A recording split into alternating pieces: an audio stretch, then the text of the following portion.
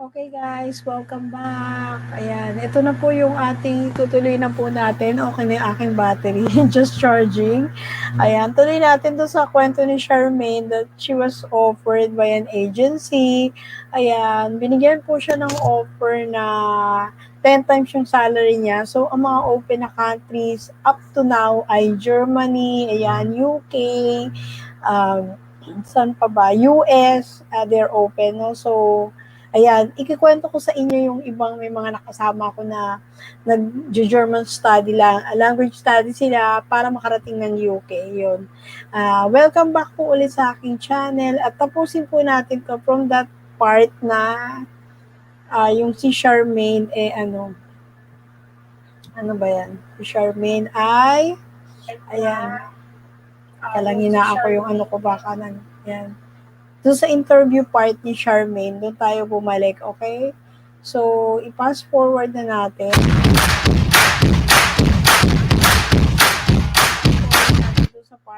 Malaki siya. It's at least 10 times of your salary in the Philippines. That I will support and defend the Constitution of the Philippines. That I will bear true faith and allegiance to the same.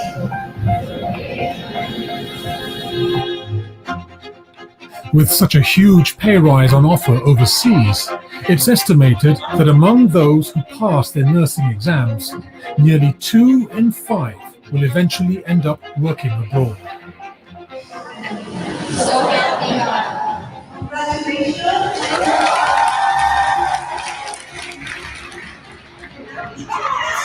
Kaya ang kinakatakutan ng IATF na kung payagan natin umalis yung mga nurses natin, baka ang maiwan yung mga baguhan, yung walang experience siya.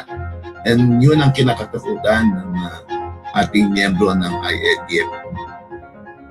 We are number 22 in the world as far as number of COVID cases. Charity begins at home. Meron naman po tayong mga bakante, mga posisyon. Dito muna po tayo sana po magtrabaho. Despite being stuck in the Philippines, qualified nurses like Charmaine are refusing to take up nursing vacancies in the country because they are not getting the pay they want and need. So, mas mabigat yun sa akin. Kasi tatlo sila yung pinag-aaral ko. Basta aalis ako. Guys, pause ko lang yung kwento ni Charmaine. Meron siyang 3 siblings na pinapaaral. Ayan. She has 3 siblings younger than her na kailangan niyang paaralin.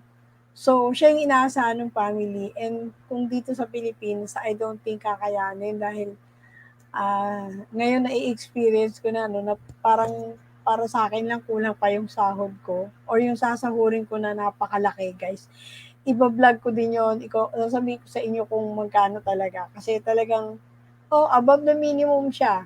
Pero, it's not enough kasi kung pagkain mo, tapos mag-transpo mo, it's not free. 'Di ba? You have to buy everything. Kaya, ang sobrang imposibleng mabuhay yung noon talagang lahat gusto mag-nursing kasi dapat ginawa na rin ng paraan ng gobyerno to kasi it has been decades na mag-stay back. If you want us to stay back, magbigay naman kayo ng maayos na compensation para talagang mag-stay back. Kasi yung SG 15 na yan is actually hindi siya ganun kalaki. Just enough to para makabuhay ng family, 'di ba? If you have 2 children, ito ilan sila, pang-4 si Charmaine diyan sa kwentong 'yan. Pang-4 siya, may 3 pa siyang kapatid. Okay, so panoorin natin. Tuloy natin yung yung kwento ni Charmaine. 'Di ba? Yun yung goal ko talaga. Nag-serve na po kami sa Pilipinas for 2 years. Hindi kami binigyan ng maayos na compensations, lalo na sa salary namin. Alam, sa haba ba ng panahon na nag-serve lang kami sa Pilipinas na parang kulang yung kasahod. Sobrang baba ng salary ng mga nurses dito sa Pilipinas. If they are unable to ever leave the Philippines, they will not go back to the hospital. They would rather leave the profession because they're burnt out. Some of them have actually started exploring jobs in call centers instead of just preventing. Post ko lang ulit guys ha. Ito magandang kwento to, magandang sharing to eh. After a long time na nagtatrabaho sa hospital, like 10 years na burnout, bumalik ng Pilipinas, ang liit ng sahod, papasok sa call center. So iba-iba na yung mga pinapasukan. Wala na talaga sa field, sa profession, hindi na talaga yun yung tinapos. Kasi nga, para lang kumuha ng magandang sahod, bakit hindi ibinibigay dun sa mga healthcare professional? Bakit sa ibang profession, they can actually, chine-check ko yung battery ko, they can actually give yung ganong salary grade. Diba? Ayokong mag-comment dun sa profession na, pero dapat unahin nila to kasi, di ba nga, frontliners, tagapag-alaga ng may sakit. Lalo, especially now na pandemic, no, yung I don't know. It's either mag-alaga ka ng COVID patient sa ibang bansa where you will be paid per hour, ganyan, plus overtime and all the benefits, ibibigay nila sa'yo, di ba?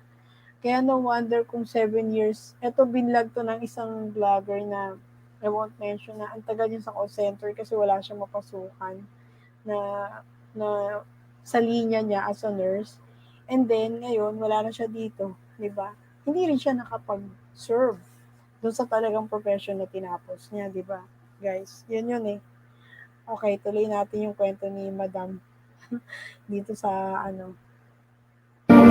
Those who have done their time from leaving. The government should focus on trying to get the nurses who have left the profession to come back and entice them with a regular salary, with benefits, with proper protections and hazard pay.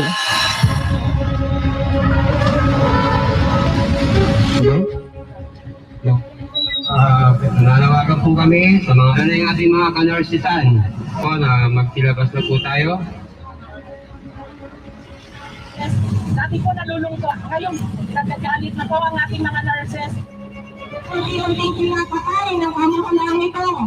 Pinapatay po kami sa gutom. Pinagtrabaho nila ang mga health workers at inilagay sa pahalip ang kanilang buhay. Tapos hindi mo sila pinakasahod ng maayos at walang ang benepisyo. By law, public health nurses in the Philippines are actually entitled to a higher base pay than what they are currently earning. Nurses, itaas! Itaas! Salary grade 15, ipaglaban! Ipatupad!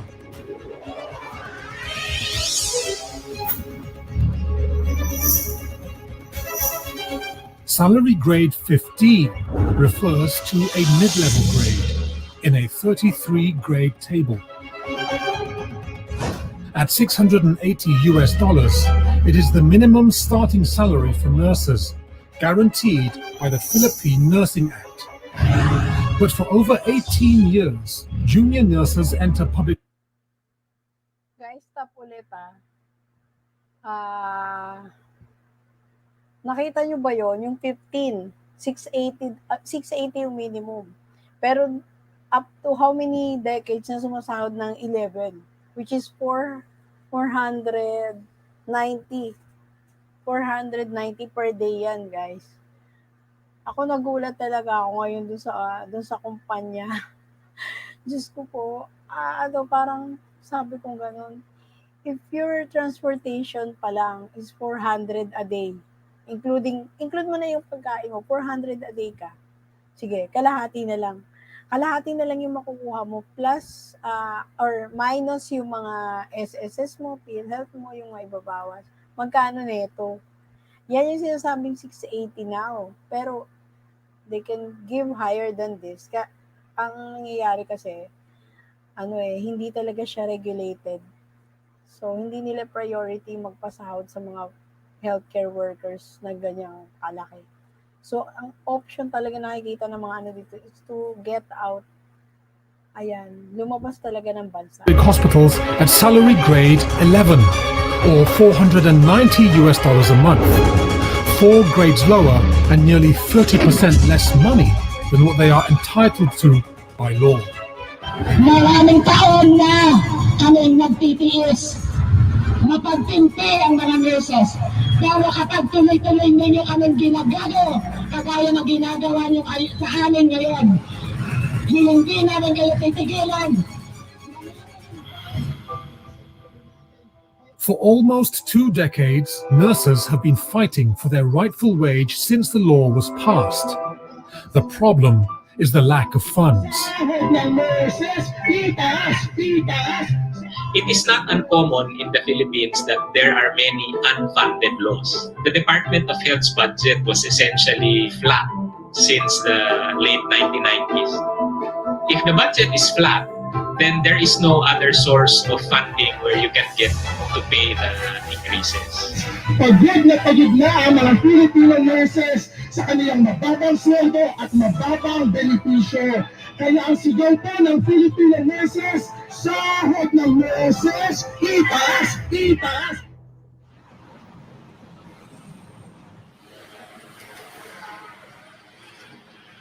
To live decently, a family of 5 in Manila would need at least $20 a day. However, as a staff nurse in a public hospital, Nurse Pauline only earns $13 a day, just $3 above the minimum wage in Manila. May purpose kung bakit ako nanatili dito sa Pilipinas. Ilang beses na akong nakaranas na lumuhod sa akin yung will cater the poorest of the poor. Yun talaga. Minsan wala na silang pambili ng gamot, wala silang pamasahe, mas pinili ko nang mag-serve muna. Nursing, hindi lang kami sumusunod sa order ng doktor, hindi lang kami naghuhugas ng pagkatao, yung hawak namin. So, on our own pockets, bibigyan din namin. Kahit so, baon ako sa utang. Pauline is making barely enough to make ends meet. Dito sa bahay na to, nakikita na kami sa kapatid ko. Siya yung halos na sumusuporta sa amin. Siya din yung nagbabayad ng mga ng bills, lahat, upa. Kahit pa paano, ang laking tulong nun. Ang laki ng tulong niya sa pamilya ko. Pauline's husband was also recently retrenched, forcing her to find other means to supplement the family's income. So she started an online business. Babakasakali lang ako na mabenta to ng maayos. So kahit barya-barya lang ang kitain mo, kahit pa paano, makakatulong din sa ulam. Lalo pa ako may nagagatas pa.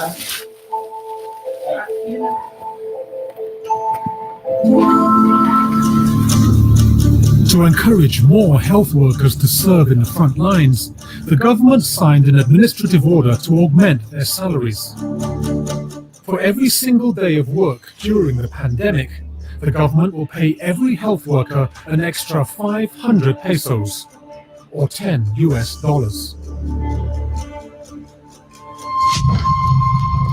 However, 8 months after the administrative order for hazard pay was signed, signs of trouble emerge.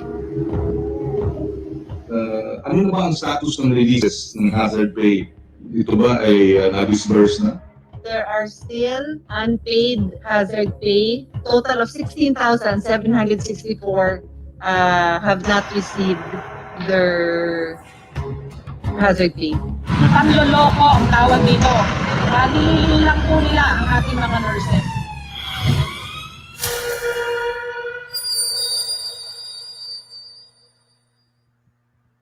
Look professional with GoDaddy. Let's say there are 2 new emails in your inbox. One from a legit-looking business.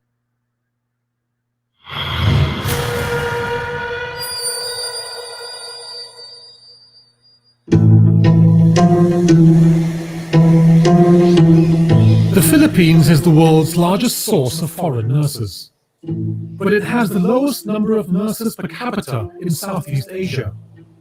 And in many geographically isolated parts of the country, nurses are in even shorter supply.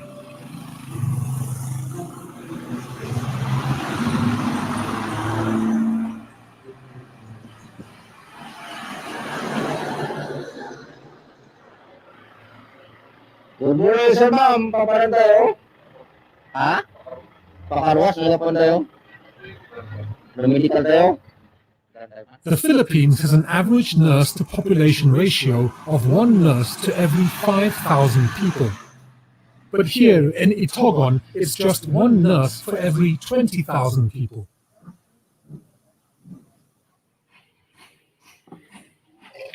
Nurse Darlene has been working in a small district hospital in Itogon for 10 years.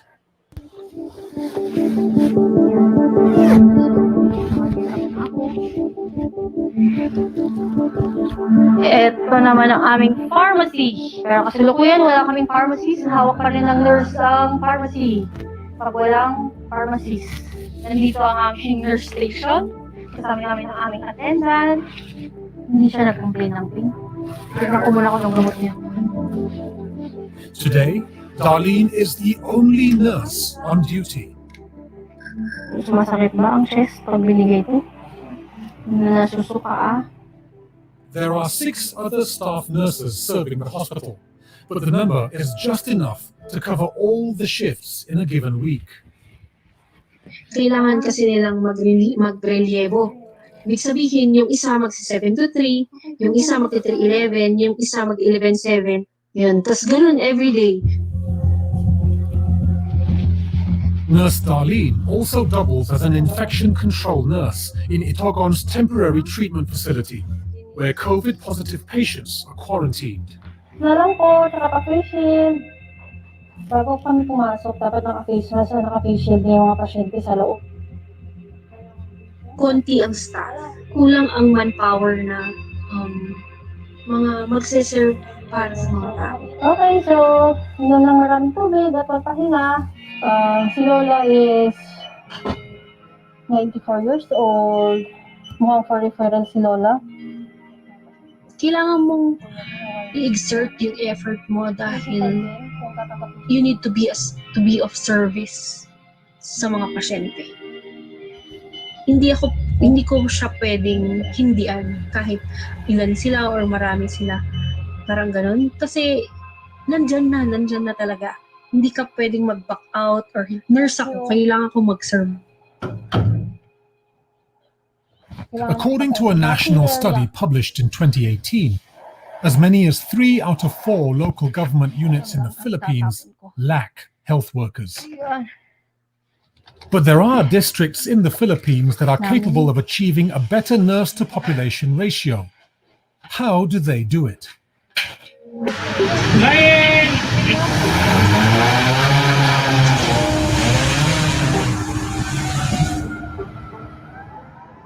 Pasig City, one of 16 districts in the capital Manila, has 1 nurse for every 1,800 people. That's 2.5 times higher than the national average. So, with the onset of COVID, so importante yung hindi ma-overload ang ospital. So, ang ginawa namin noon sa command center, pagkatanggap niya ng tawag, ika-classify niya yung critical or non-urgent yung klase ng tawag na ito. The newly revamped command center is part of Pasig's huge investment in healthcare. The city invested $51 million in its healthcare budget in 2020, a nearly 50% increase from the year before. This has allowed the city to hire more than 70 nurses working in the different departments of the command center. For example, nurses were employed to handle the incoming calls from the city's COVID-19 hotline to direct suspected cases to the right facilities. Komplikado yung classifications. Base sa sintomas, makikita niyo na may mga medical term.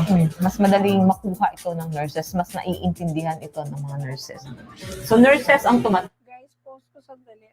Explain ko lang yung work na yan.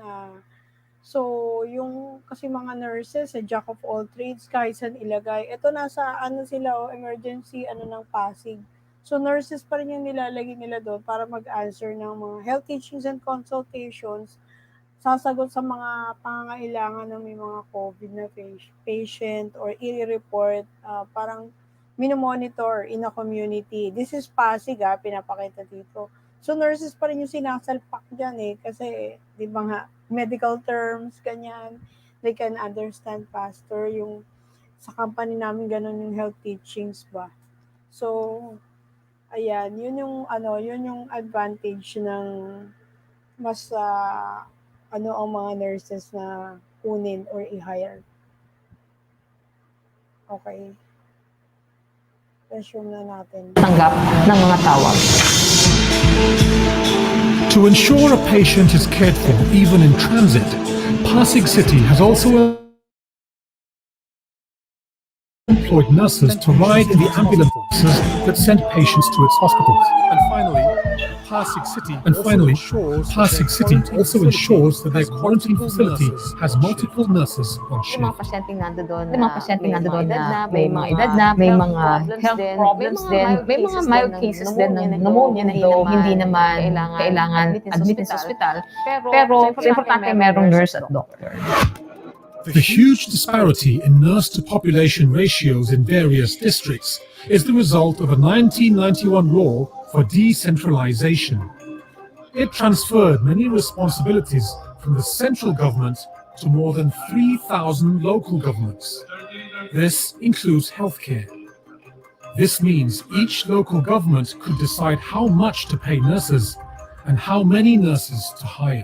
When the healthcare system was devolved, the money that was given by national government to local governments does not have any specification that this goes to health, agriculture, or other sectors. Because the principle of devolution is the people on the ground know best where to spend the money that they have. This could explain why some local government units tend to spend more, say, on infrastructure, building more roads, or helping the farmers.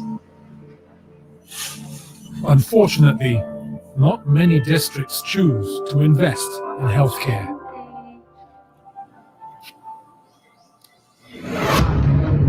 The pandemic revealed the varying healthcare needs of individual local government units and the need for a unified defense against the virus.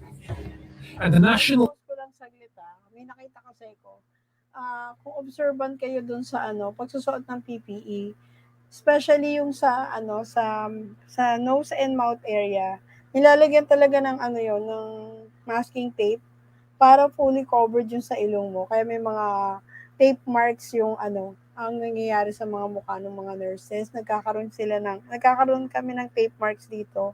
Sobrang na-allergy ako dyan nun kasi parang 3 months akong nagsusuot ng ganon. Ayan. So, bumigay na ako nung third month, ayoko na mag-duty din dun sa, hindi kami directly dun sa mga COVID patient kasi mga ICU, CCU nurses yun.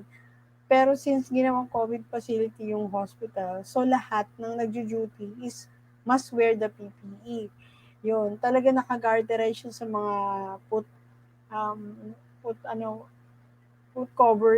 coverings nyo. Naka-shoes ka pero may foot covering yun, naka-garter yun, naka-rubber bands yun. So, ipit-ipit, may guhit. Plus, yung dito sa nilalagay sa face mo na doble, surgical mask, and then N95. Ayan, so masasakit yung mga dito mo. And then dito nilalagyan ng masking tape. Yung tape talaga na pampapel, yun ang nilalagay dito. So, ako nag-request ako nun yung yung surgical tape talaga para medyo, kasi makati po siya after maghuhugas ka. Sobrang kate. Lahat ng ginagamit for PPE, kung medyo meron kang allergy na tao or yan, sobrang hirap po niya talaga. Sa 6 hours mong suot yun. Pahinga, then 6 hours ulit. A total of 12 hours po talaga siya. So, tuloy natin yung video dahil malulubat na naman itong aking ano nangyayari sa laptop ko. Pasensya. The government tried to respond, setting aside $9.8 billion to fight the pandemic.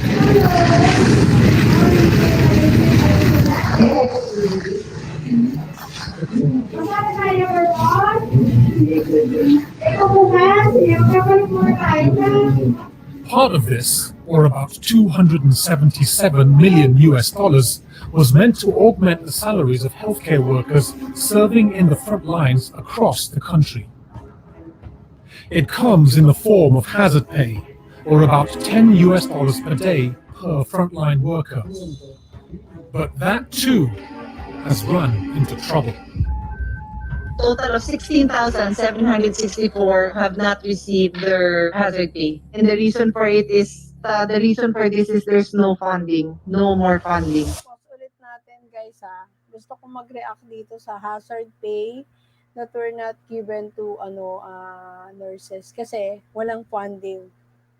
Di ba? Walang funding for this one. So, during this type of pandemic na, di ba, kailangan magbigay ka naman for para medyo naman na halos lahat ng nurses ayaw na mag-work as yung sa mga COVID facilities. So, kung at least naman lang yung mga nag-work na talagang dedicated, mabigyan ng compensation for this task na talaga namang mahirap, at least, diba? And where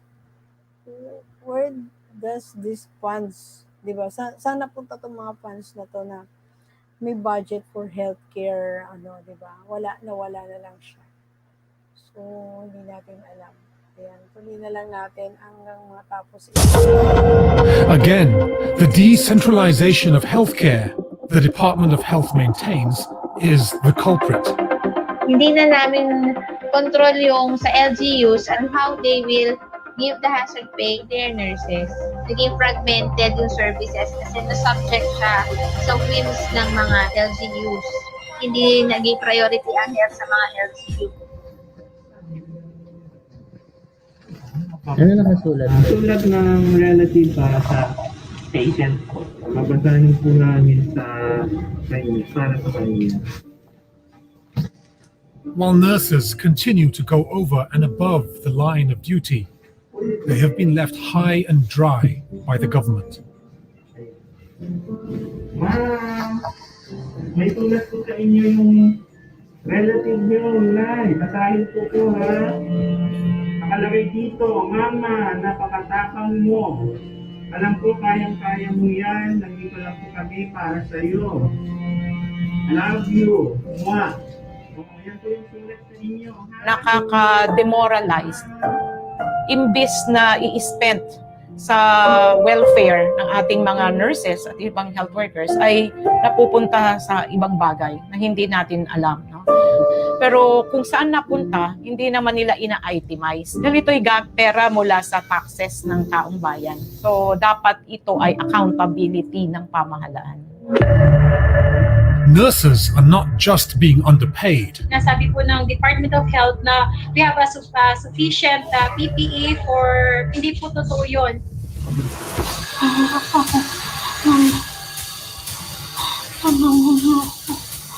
Nurses say they're being sent to the front lines unprotected.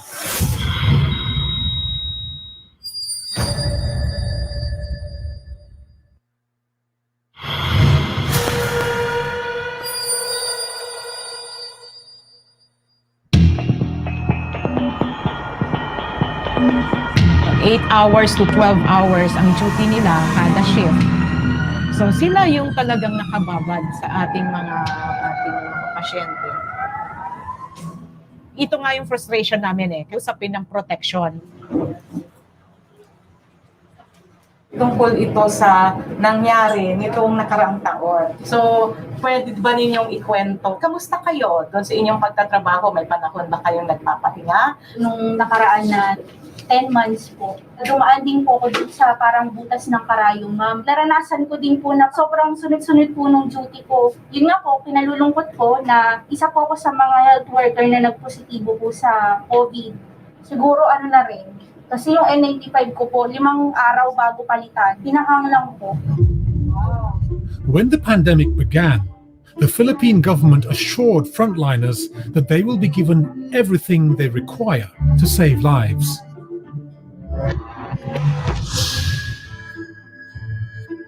About 1 million medical protective items are being acquired right now, with the government and the private sector working together to purchase or produce the necessary quantities.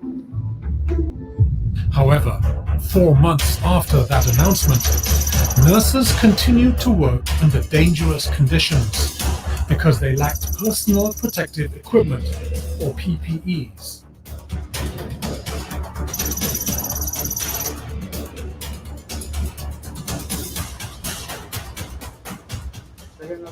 Undercover Asia gathered a group of nurses in public hospitals across Manila to find out just how bad the situation is.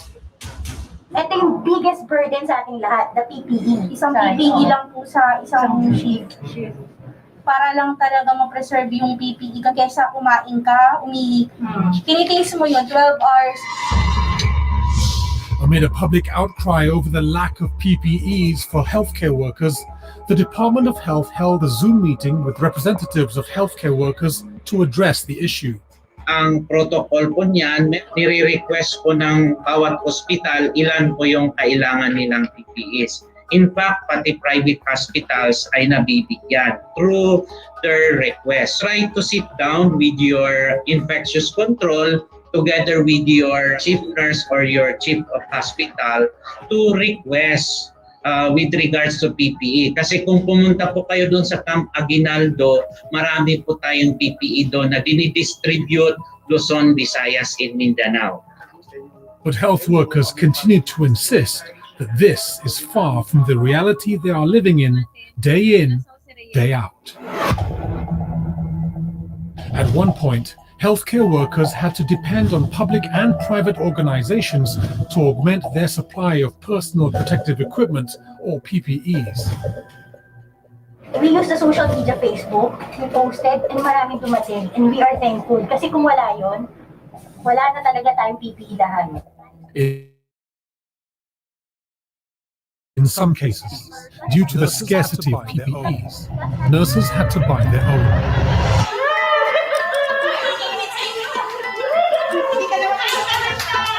May 2020,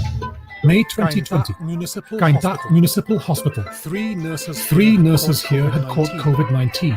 Fortunately, all three recovered. As 47-year-old Maria Teresa Cruz celebrates her colleague's recovery, she's seen wearing a brown PPE that she had to buy for herself, a sign of the dire shortage of PPEs at her hospital. Palagi kami magkausap kung kamusta yung situation po dun sa hospital nila. And she shared her worries and grievances na hindi nga sapat yung PPE, or kung may mga PPE man, iniipit, kailangan niyang bumili ng... Si Teresa Cruz, no, kung nanonood kayo ng news, so napanood ko lang to sa sa I Who Wonder, yung mga frontliners na pinipicture nila ron. She already passed away, namatay na to. So yung, it's terrible talaga to, terrible tong case nito si Maria Teresa Cruz. Yung pinapakita sa video yung anak ko si Joy Cruz. Yung expected na hazard pay nung mami niya is around 37,000. 7,000 lang yung binigay. Just imagine. And hindi ka agad siya naagapan nung nagka-COVID to. Ayan. Panoorin yung video na tungtong lang nila to. Pero I've watched this already dun sa mga puro frontliners na namatay, nagkaroon ng COVID positive. Ayan, COVID-19 positive sila. Yeah, panoorin natin kung paano nangyari kay Maria Teresa. Sarili niyang PPE dahil hindi kasi sa kanya yung binibigay ng hospital.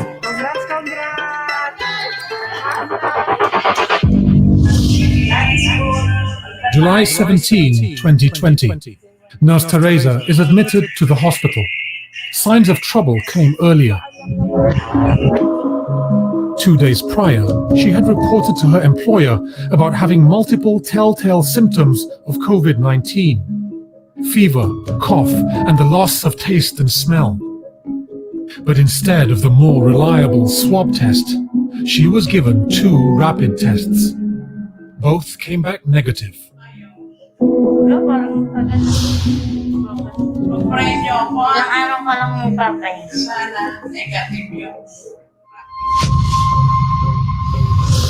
Within 4 days of admission, she starts to have difficulty breathing. That same day, she was given a swab test, known to be more reliable than the rapid tests.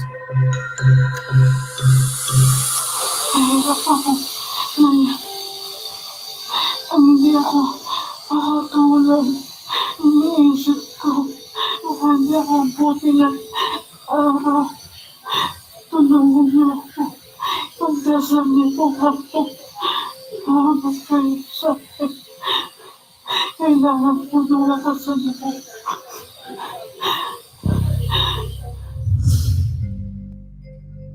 Within 5 days, Maria Teresa Cruz was dead. 3 days after her death, her swab test results confirmed she had COVID-19.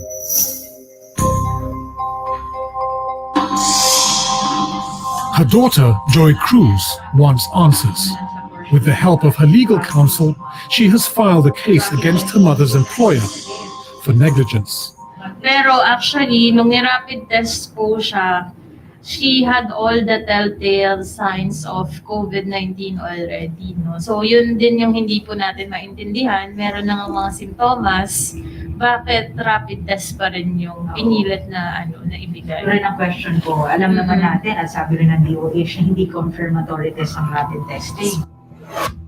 Joy's case is partly based on a Department of Health memorandum that rapid tests should not be used to definitively rule out COVID-19. The memorandum also states that rapid tests must be used in conjunction with RT-PCR or swab tests.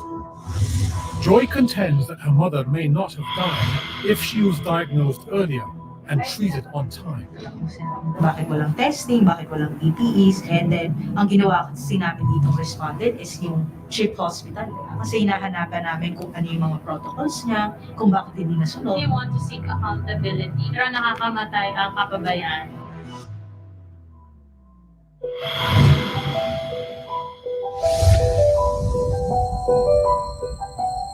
As of March this year, 82 health workers in the Philippines have lost their lives in the line of duty. Healthcare workers also make up 13% of the country's total COVID cases. That's far higher than the average of 2 to 3% found in many neighboring countries.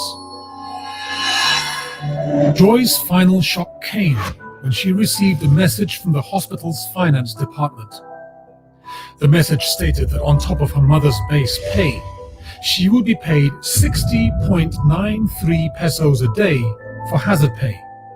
That's $1.26 US cents. A far... Guys, pause ko lang saglit Nakita niyo ba yung salary ni Ma'am Joy? Ma'am Teresa, yung salary niya, $1.26. Grabe, sobrang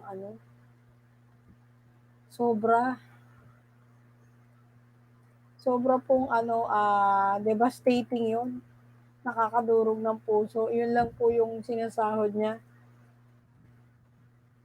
Ayan. So, tuloy natin yung video Grabe. Cry from the $10 a day that Maria and many of her fellow nurses thought the government had promised. Nakita ko yung sobrang nang lumo ako nung nakita ko yung amount na ito lang pala yung katumbas nung buhay nung nanay ko.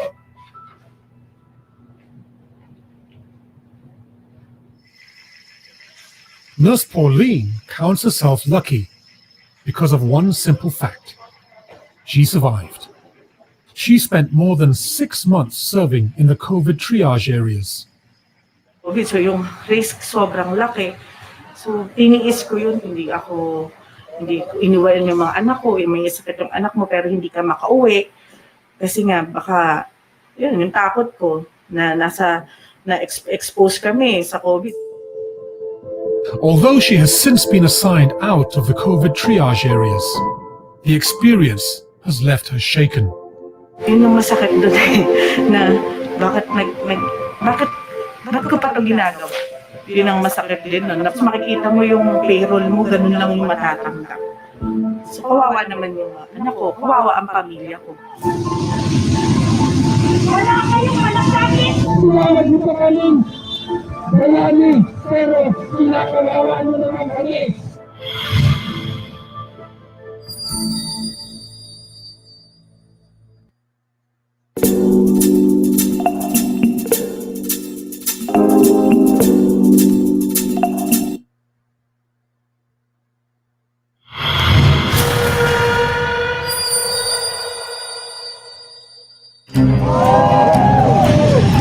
Araw na ito, nandito mga health workers galing sa iba't ibang ospital, pampubliko, at nananawagan para itaas ang sahod ng ating mga health workers.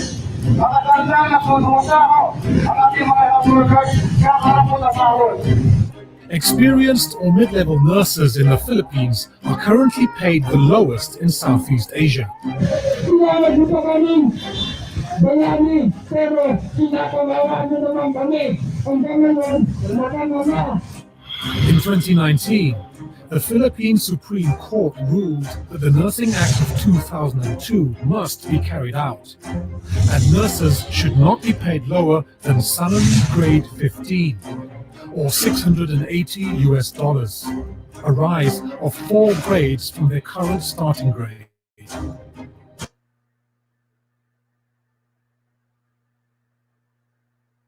Okay guys, we have to cut off from there. Ayan, tapusin na natin tong ating hanggang doon na lang yung kaya kong ipakita. Ayan, so salary pa rin ang issue ng $680 lang per month. So, yung $680, kung depende po sa conversion yun ang salary ng nurses. Samantalang yung $680 po is 1 day lang pong sahod yon kung nasa US or sa ibang bansa. That is why kahit gustuhin man namin na mag-serve or yung iba, kasi ako before nag-work ako dito, ganun din kaliit, hindi talaga makakabuhay. So, gustuhin man mag-serve ng ating mga frontliners kung hindi naman sila ginagawang priority ng government. I don't think na, syempre we have to think also, not just of ourselves, but yung family natin na kailangan pakainin. Kagaya nung case nung si Charmaine. So, may 3 kapatid na papag-aralin, bubuhayin siya yung eldest. Yun lang. Shinare ko lang po to sa inyo bakit umaalis. Secondary na lang yung gusto matupad yung pangarap ng marating na ibang bansa, but primarily because we want to give our family, provide for our family. So I hope you've enjoyed watching this video, and if you do, just give it a thumbs up. Ayan po. Please follow me on my Instagram and Facebook, and I'll see you all in my next vlog. Mamamatay na ang aking laptop, guys. Keep safe, everyone. Let's just follow our health protocol requirements. And yun lang po. Good night and God bless us all. I'll see you. Bye-bye.